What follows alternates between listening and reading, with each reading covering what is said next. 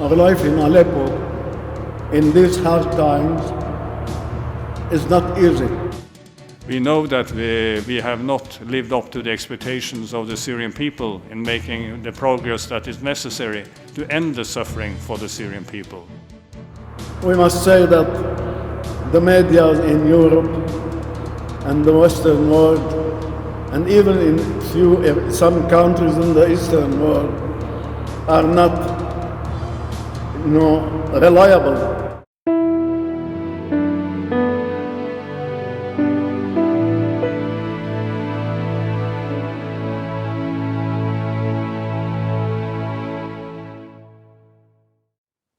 Aleppo in Syria is known to be one of the oldest continuously inhabited cities in the world, namely since the 6th millennium BC.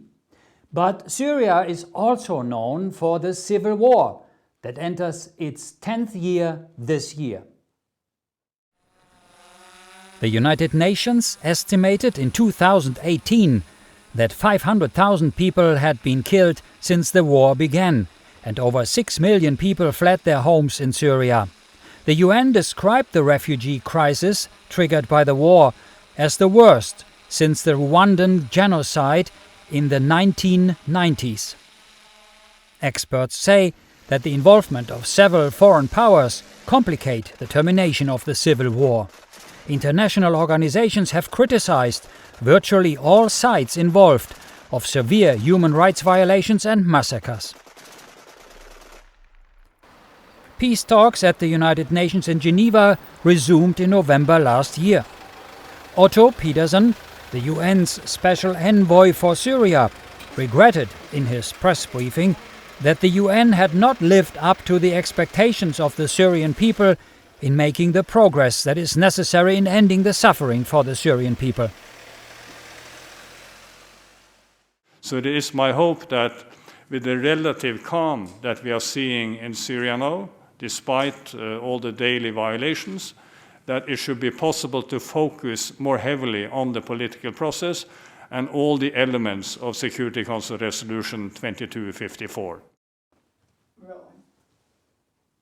In this particular UN Security Council Resolution 2254, the Council members underscored the critical need to build conditions for the safe and voluntary return of refugees and internally displaced persons to their home areas, and the rehabilitation of affected areas in accordance with international law.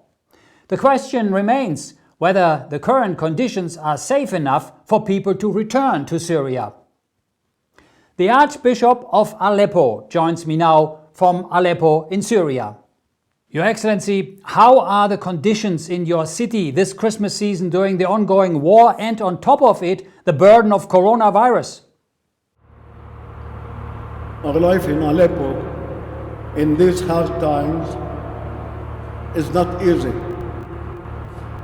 With the coronavirus problem and COVID-19 pandemic, we are facing a very difficult economical times. Financially, people is very poor financially speaking. We have been under restrictions and boycotts of several countries. The inflation of our money has made our life and the life of the people very difficult, and they do not have enough money to buy what they need to eat and what they need to wear. This Christmas, even though it is a joyful feast, even though ourselves as Christians we are happy to celebrate the birth of the Lord, but on the other hand, our community, our society, our people are living a very difficult moment of their history. In the course of the civil war in Syria, the city of Aleppo was fought over from summer 2012 until the end of 2016. Since January 2017, the city has been controlled by troops of the Syrian government. Large parts of the city have been destroyed, and a large part of the inhabitants had fled. According to the UN and the International Organization for Migration, in the first 7 months after the victory of the Syrian army, most of them have already returned. The diverse historic fabric of Syria is essential for its continued multicultural identity. Religious diversity has always been a part of Syria's history. While Sunni Muslims are in the majority, Christians of various denominations are estimated to be a little over 10% of the population. At this present time, are you or your fellow Christians or Muslims or any religious leader in any danger? We must say that we are not in danger. Neither myself or my fellow, my brothers, bishops, or the Muslim sheikh, we are not in danger. But what we fear, and we are behaving the situation, the evolution of the mentality of our people, and particularly the people who are coming from outside the city, who are not used to live with us and to live with others. We feel that some of them are fundamentalists or do not understand that religion is not a weapon and that religion is not a wall. The religion must be a bridge between human communities. And this, this makes us aware, and we are afraid that it may evolve in fanatical and confessional confrontation if it doesn't be, if we do not try to find a way to change the mentality and to stop this way of thinking. We need people to understand that we can live together, that we can love each other, and that we can remain friends even if we are of different confessions or different beliefs. The Melkites, Byzantine Rite Catholics, trace their history to the early Christians of Antioch, formerly part of Syria and now in Turkey, of the 1st century AD, where Christianity was introduced by Saint Peter.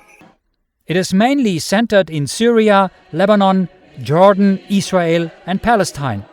Melkite Greek Catholics are present, however, throughout the world by migration due to persecution.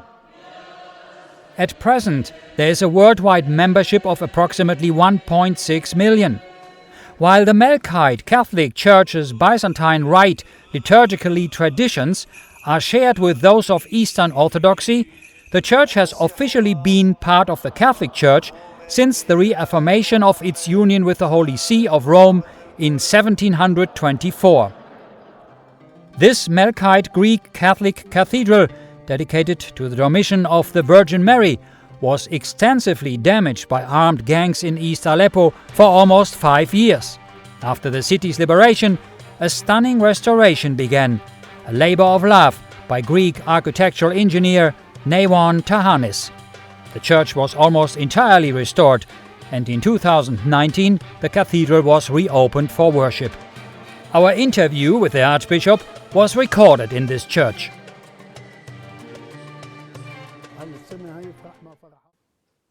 In the media, we are reading a lot and often conflicting information about the situation in your country. In your view, does the international media report accurately?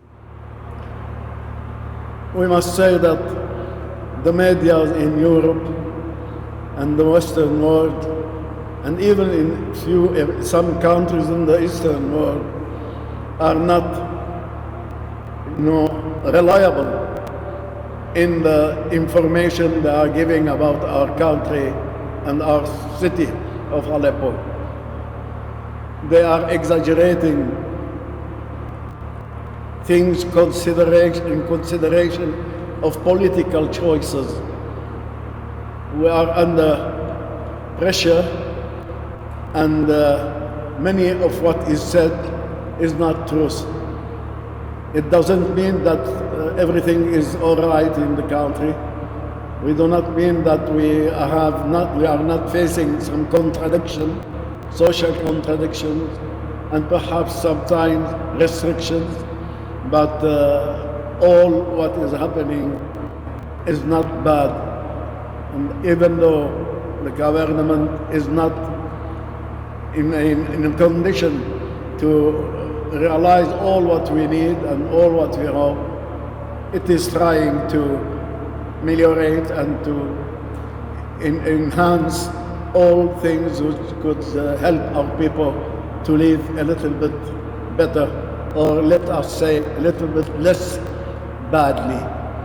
They try to restructure, to restore the infrastructures, to rebuild the church, the schools, to rebuild the hospitals, but what they are doing is not enough because they have no fund and they have economical restrictions and commercial ones.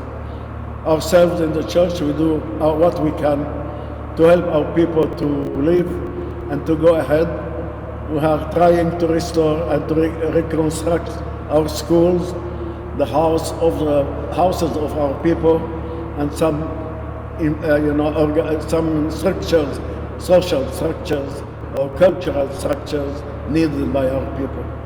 But all this is not enough, and we hope that the restrictions and the boycott imposed on us, on Syria, may be taken off, that we may live a little bit better. EWTN reports continuously for many years now from the UN Geneva and includes many Syria-related important conferences and meetings.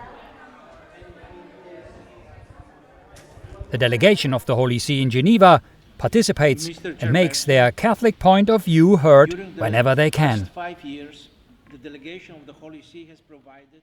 So does Archbishop Jeanbart, who is a strong advocate against the persecution of Christians in his country. He addressed the UN in New York on several occasions, and in collaboration with the Holy See at the UN Geneva, in 2015, he presided over this special Mass for Syria.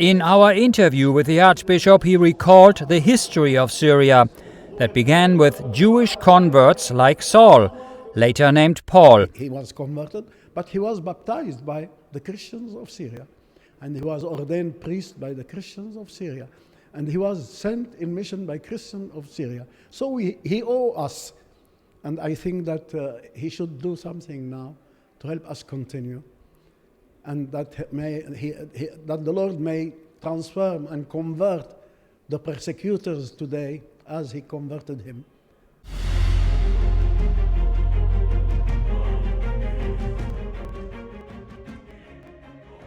"14 months after this interview, on January 2017, the liberation of Aleppo came.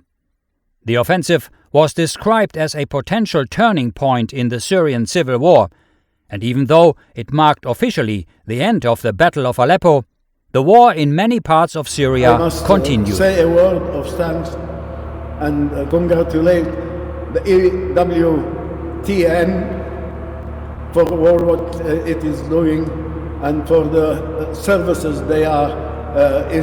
it is offering to the people who need to make themselves understood, who need to communicate a message and do not find anyone to take this service to help them doing it.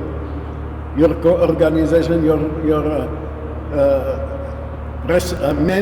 media system is helping us to make our voice here in the West and in the East. May God bless you, and that this Christmas be for you a Christmas of renewal and a Christmas of life and of radiation and testimony to all the world of the love and peace Jesus Christ came to communicate to human beings. I wish that this year for our country will be the year of peace. I wish also for all the countries to have safety and to get back to the normal life they used to have. I hope that the pandemic will go away and our friends and brothers in Europe, in the West, and in the East may live in peace, in fear of God, and in friendship and friendly with the other human being, to build a new world, a world of people who love each other, but at the same time who love God and who love peace and well-being.